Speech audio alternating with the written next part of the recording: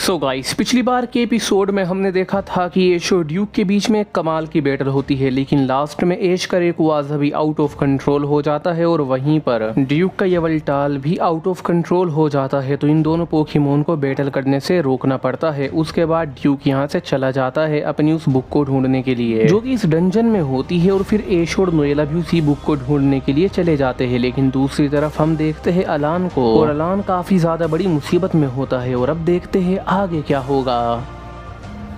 तो इस एपिसोड की शुरुआत होती है अलान के बैटल से। अलान अपने चारिज़ार्ड का यूज कर रहा होता है। अलान का चारिज़ार्ड मेगा इवॉल्व होता है, लेकिन अलान का अपोनेंट एक आइस टाइप मास्टर होता है, जो कि ब्लैक बुल्स टीम का ही एक मेंबर है। इस ट्रेनर का नाम रियुक होता है और ये अपने आर्टिकूनो का यूज कर रहा होता है। आर्टिकूनो अपनी आइस बीम कर देता है, तो अलान कहता है चारिज़ार्ड फ्लेम थ्रोर करो। तो चारिज़ार्ड भी फ्लेम थ्रोर करता है, लेकिन आर्टिकूनो का अटैक चारिज़ार्ड के अटैक को ब्लॉक कर देता है। अटैक लग जाता है चारिज़ार्ड को, तो अलान का चारिज़ार्ड नीचे गिर जाता है और डैमेज ले लेता है। ये देखकर अलान को काफी ज्यादा टेंशन हो जाती है, क्योंकि अलान के पहले ही सारे पोकेमोन हार चुके हैं, क्योंकि रियुक ने आर्टिकूनो से पहले अपने और भी बहुत से स्ट्रॉन्ग पोकेमोन का यूज करके अलान के पोकेमोन को डिफीट करा था। अलान ने अपने पोकेमोन में यूज करे थे बहुत ज्यादा स्ट्रॉन्ग पोकेमोन, जैसे कि उसका चेस्टनट पोकेमोन का उसने यूज करा था, वो भी मेगा इवॉल्व करके, और अपने बिशर्प पोकेमोन का यूज करा था,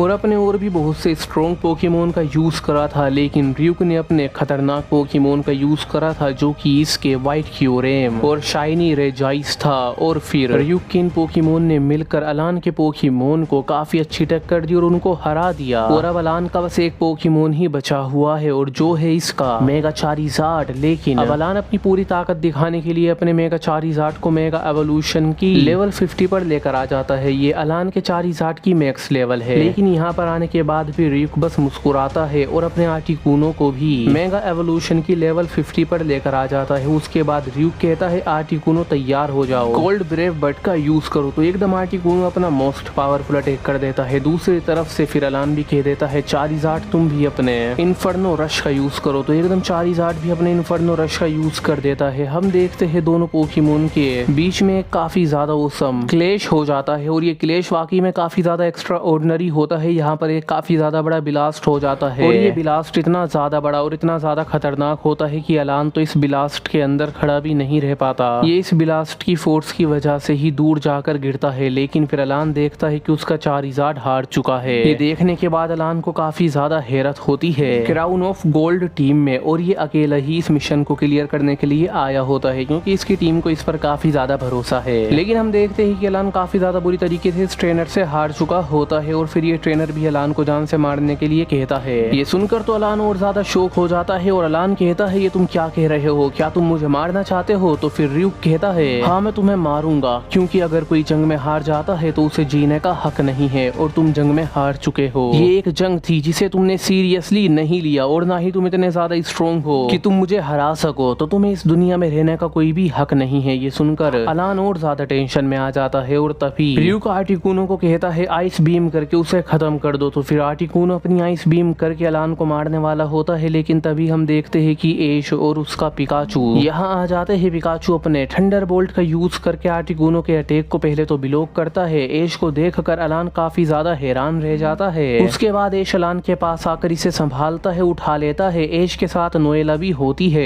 एश कहता है अलान क्या तुम ठीक हो? तो अलान कहता है हाँ मैं ठीक हूँ, और तुम्हें देखकर मुझे काफी ज्यादा अच्छा लगा, तुमने मेरी जान बचा ली, तुम्हारा शुक्रिया। लेकिन तभी एश कहता है रियुक से कहता है तुम्हारी इतनी हिम्मत कैसे हुई? अगर कोई बैटल पूरा हो चुका है तो तुम्हें बाद में उसके ट्रेनर पर हमला करने की हिम्मत नहीं करनी चाहिए। ये पोकेमोन बैटल्स रूल्स के खिलाफ है, अगेंस्ट है। तो ये सुनकर रियुक हंसने लगता है, और रियुक हंसते हंसते कहता है मुझे लगता है तुम आज ही दुनिया में आए हो, तुम्हारी बातों से बिल्कुल ऐसा ही जाहिर होता है। ये दुनिया एक बैटल फील्ड है, और यहाँ पर कोई भी रूल्स नहीं है, जो जीतेगा वही जिएगा, यही यहाँ का नियम है, समझे पूछोगे तुम, तो ये सुनकर एश को काफी ज्यादा गुस्सा आता है। एश कहता है मैं तुम्हें दिखाता हूँ कि एक पोकेमोन बैटल क्या होता है। एश अपने पिकाचू के साथ बैटल करने के लिए तैयार हो जाता है। एश अपने पिकाचू को प्रीमियम फॉर्म पर भी इवॉल्व कर देता है और कहता है वोल्ट टैकल का यूज करो। तो एकदम पिकाचू अपने वोल्ट टैकल का यूज कर देता है, लेकिन ryuk का आर्टिकुनो अभी भी लेवल 50 पर होता है। तो ये अपने एयर स्लेशिस का अटैक करके पिकाचू को काफी ज्यादा डैमेज कर देता है। तो ये देखकर एश शॉक हो जाता है, बट एश कहता है पिकाचू थंडर बोल्ट का यूज करो। तो फिर पिकाचू अपने थंडर बोल्ट का यूज करके आर्टिकुनो को मारने की कोशिश करता है, लेकिन अभी भी आर्टिकुनो अपने एयर विंड अटैक का यूज करके पिकाचू के अटैक को आसानी से ब्लॉक कर लेता है, उसकी डायरेक्शन ही बदल देता है। और ये देखकर नोएला कहती है एश ये काफी ज्यादा स्ट्रॉन्ग ट्रेनर है, मैं तुम्हारी मदद करती हूँ। फिर नोएला भी एश की मदद करने के लिए आ जाती है। नोएला अपने कायोग्रे पोकेमोन को बाहर निकाल लेती है और अपने कायोग्रे पोकेमोन को उसके प्रीमियम फॉर्म पर लाने के बाद कहती है सर्फ अटैक का यूज करो। तो एकदम कायोग्रे यहाँ पर सर्फ अटैक का यूज करता है। यह अटैक इतना ज्यादा पावरफुल होता है कि यहाँ पर काफी ज्यादा डिस्ट्रक्शन होती है, पूरी डंजन पानी में डूबने लगती है। इस अटैक से आर्टिकुनो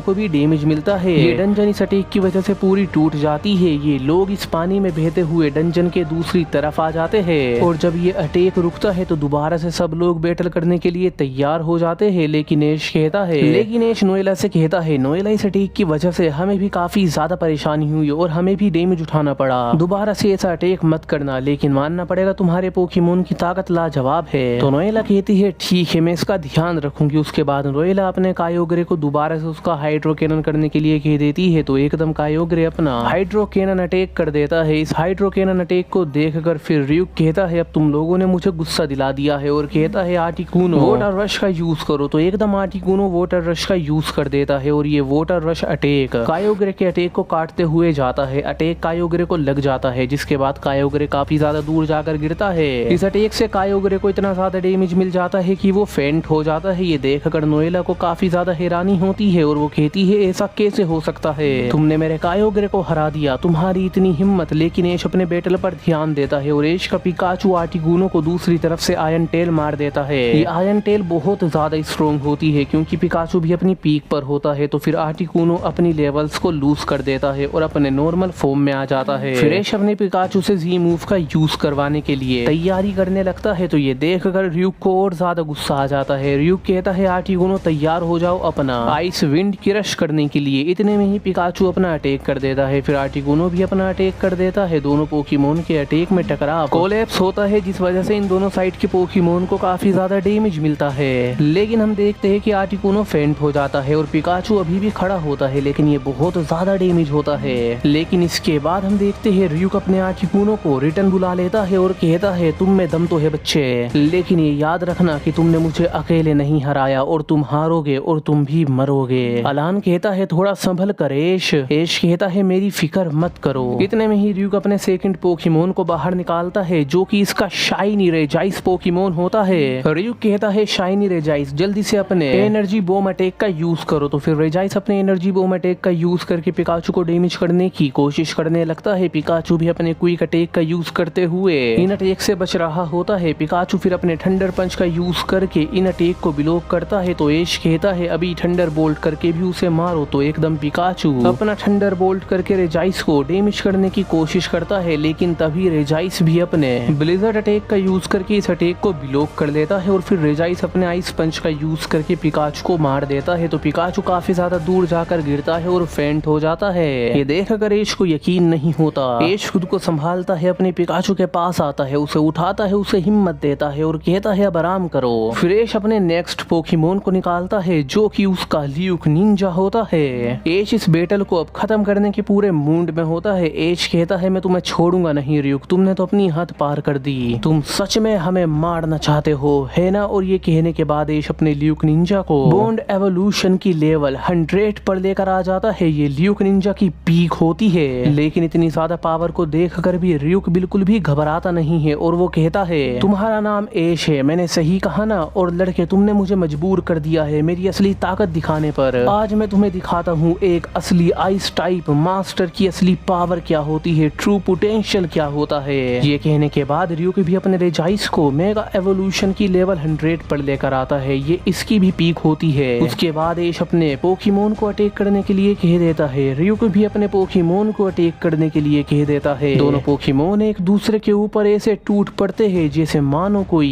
भूखा खाने के ऊपर टूटता है। दोनों पोकेमोन के बीच में जबरदस्त बैटल होने लगती है। उधर से एश का ल्यूक निंजा अपने आइस पंच का यूज कर देता है। इधर से हम देखते हैं कि शाइनी रेजाइस भी अपने आइस पंच का यूज कर देता है और फिर जैसे ही दोनों पोकेमोन के अटैक में क्लैश होता है, बस वहीं पर इस एपिसोड की समाप्ति होती है।